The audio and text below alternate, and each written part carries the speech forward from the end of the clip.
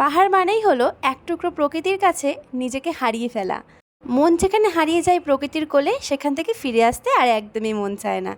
আমরাও বেশ কিছুদিন ধরে এই শহরের কোলাহল আর এই প্রচণ্ড প্যাচপ্যাচে গরমে অস্থির হয়ে যাচ্ছিলাম। তাই ভাবলাম চলো ছোট্ট করে দুদিনের জন্য একটু ঘুরে আসা যাক পাহাড়ের কোল থেকে।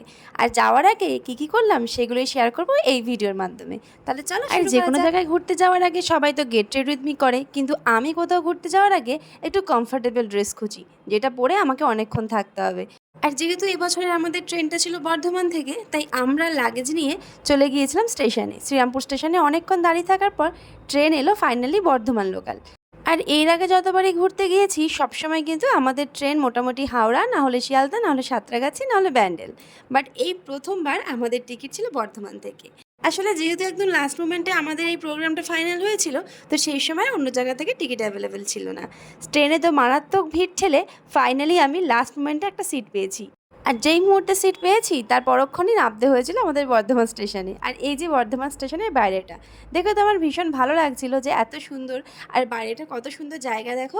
আমাদের শ্রীরামপুর স্টেশনে কিন্তু এইরকম জায়গাটা নেই, তাই বর্ধমান স্টেশনের বাইরে ফাঁকা জায়গাটা দেখে আমার ভীষণ ভালো লাগছিল। আর আমরা ছিলাম এসি ওয়েটিং রুমে। আর তারপরে এই যে আমার একটুখানি মানে ট্রানজিশন করার ছিল, সেগুলো নিয়ে নিলাম। তারপর ট্রেনে উঠে গিয়েছিলাম। এই ক্লিপিংসটা কিন্তু পরের দিন সকালবেলা ট্রেনে উঠে যাওয়ার পর আর কোনো রকম ক্লিপিংস আমি নিইনি, কারণ আমার না এই জিনিসগুলোর ভালো লাগে না। কারণ আমার মনে হয় ট্রেনে উঠে যাওয়ার পর অনেকটা কমফর্টের ব্যাপার থাকে, আর আশেপাশের লোকজনরা সবাই একটু বিরক্ত হয়। তাই ভিডিও ক্লিপিংস থাক, আর নেব না। আর যেহেতু এবার আমাদের সিটগুলো বেশ ভালোই ছিল, তবুও তারপরেও আমার কোনো রকম ক্লিপিংস নিতে ইচ্ছে করছিল না। এনজেপি স্টেশনে নেমে যাওয়ার পর এই যে দুজনে হাঁটছি, তাই ভাবলাম অল্প করে একটু ভিডিও নিয়ে রাখি, তাতে আমার শর্টসগুলো দিতে সুবিধা হবে। আর এই যে দেখো, দুজনে হাতে হাত রেখেই প্রথম কিন্তু আমাদের পাহাড় দেখা। কিন্তু এটা আমাদের একসাথে দার্জিলিং দেখা তৃতীয়বার, কারণ আমরা বিয়ের পর এটা থার্ড টাইম যাচ্ছি দার্জিলিং। মাঝে আমাদের কাশ্মীর নিয়ে এটা আমাদের ফোর্থ টাইম পাহাড় দেখা। তো দুজনে মিলে আমরা বাইরে বেরিয়ে এলাম, স্টেশনের বাইরে একদম। সেখানে গিয়ে দেখছি কিছুক্ষণ আগে বোধহয় বৃষ্টি হয়েছিল, তো তাই অনেকটা জল জমে আছে। এবার ও একটু টাকা তুলবে এটিএম থেকে, তাই টাকা তুলে আমরা চলে যাচ্ছিলাম এনজেপি থেকে শিলিগুড়ি যাওয়ার উদ্দেশ্যে। আর এনজেপি থেকে আমাদের শিলিগুড়ি যেতে হবে, শিলিগুড়ি থেকে আমরা গাড়ি করে নেব। আর এনজেপি থেকে কিন্তু শিলিগুড়ি যাওয়ার জন্য অটো টোটো রয়েছে, আমরা সেই রকমই একটা টোটো ভাড়া করে নেব। এই টোটোগুলো মোটামুটি পার হেড 30 টাকা করে নেয়। যদি তোমরা দুজন থাকো তাহলে তোমাদেরকে কিন্তু রিজার্ভ করেই যেতে হবে শিলিগুড়ি। তো আমরা সেই রকমভাবেই চলে এসেছিলাম। আর এখান থেকে আমরা নিয়ে নেব গাড়ি, আর সেই জন্য এখানে গাড়ি দেখছিলাম। আর আমরা কোন গাড়িটা নেব সেটাই সিলেক্ট করতে চেষ্টা করছিলাম। আর গুগল হোক বা ইউটিউব, আমরা কিন্তু শিলিগুড়ির বাইক রেন্টালের কথা অনেকেই শুনেছি, এবং যারা মোটামুটি পাহাড়ে দু চাকা নিয়ে ট্রাভেল করো তারা জানোই যে এই জায়গার গাড়ির খুবই ট্রাস্টেড আর ভীষণ ভালো সার্ভিস।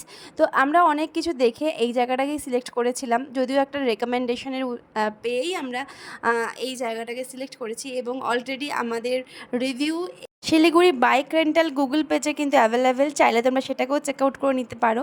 ফাইনালি ওখান থেকে আমরা গাড়ি নিয়ে চললাম এবার শুকনার উদ্দেশ্যে। রাস্তাঘাট সেরকমভাবে চিনি না, তাই ট্রাফিক এবং লোকজনকে জিজ্ঞাসা করতে করতেই এগিয়ে চললাম সামনের দিকে। আর দুপাশে চা বাগান দেখে তো মনটা একেবারেই ভরে গিয়েছিল। ভাবছিলাম যে কখন পাহাড়ের দেখা পাবো, কিন্তু খানিকটা যেতেই আমরা টুক করে একটু পাহাড়ের দেখা পেয়েও গিয়েছিলাম। এই প্রথমবার এরকম একটা এক্সপিরিয়েন্স পেয়ে ভীষণ ভালো লাগছিল। ভাবছিলাম যে এই নেক্সট টাইম থেকে যদি দুজনে আবার কখনো পাহাড় আসি, তাহলে আমরা এইভাবেই ঘুরবো। এটা যাওয়ার সময় একটু তো মনে ভয় লাগছিলই যে কী হবে, যেহেতু প্রথমবার। আর তার উপরে বৃষ্টি হচ্ছে, তো সবাই বলছিল খুব বৃষ্টি হবে, সেই জন্য মনের মধ্যে একটা ভয় তো কাজ করছিলই, কিন্তু ভীষণ পরিমাণে এক্সাইটেডও ছিলাম। শিলিগুড়ি স্টেশনের কাছ থেকে মোটামুটি পাহাড়ে ওঠার আগের মুহূর্ত পর্যন্ত সেই রকমভাবে ঠান্ডা ফিল হয়নি, ওখানে বেশ গরমই ছিল। কিন্তু এই চা বাগানের ভেতরে ঢোকার পর ওয়েদারটা একটু একটু করে চেঞ্জ হতে শুরু করলো। আর এখানে না অনেক হাতি দেখা যায়, মানে জায়গায় জায়গায় লেখা আছে এলিফ্যান্ট ক্রসিং এরিয়া। তো আমি ভাবছিলাম এখানে কি সত্যি হাতি দেখা যায়। তো আমি না অনেক রাইডিং ভিডিওতে দেখেছি, অনেক দাদাদের ভিডিওতে এই জায়গাগুলোতে হাতি সত্যিই দেখা যায়। মানে এই জায়গাটায় পার্টিকুলার নয়, ওই শুকনার রাস্তাটাতে যেখানে মোটামুটি ওই হাতি ক্রসিং হয়, তো ওই জায়গাগুলো আমার ভীষণ ভালো লাগছিল। আর যেতে যেতে মনে হচ্ছিলো শুধু ক্লিপিংস নিতেই থাকি। এত সুন্দর ওয়েদার আর এত সুন্দর জায়গা, যে মনে হচ্ছে আমাদের শহর ছেড়ে আমরা কোথায় চলে এসেছি। ঠিক এই জায়গাটার কথা তোমাদেরকে বলছিলাম, এই জায়গাটা করেই কিন্তু হাতি দেখা যায়। আর এই যে দূর থেকে দেখতে পাচ্ছ পাহাড় দেখা যাচ্ছে, এখানে অনেকেই কিন্তু যাচ্ছে আমাদের মতন বাইক আরোহী, যারা পাহাড় দেখতে যাচ্ছে, কেউ প্রথমবার বা কেউ বারবার।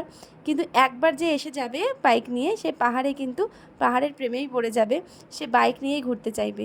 কিছুটা গাড়ি চালানোর পর আমরা ফাইনালি এসে গেলাম রোহিণীর একদম সামনে। রোহিণীর সামনে সবাই ছবি তুলছিল, তাই আমি ভাবলাম একটু করে ভিডিও করে নিই। আর এই জায়গাটাতে এলে আমার প্রত্যেকবারই ভীষণ ভালো লাগে।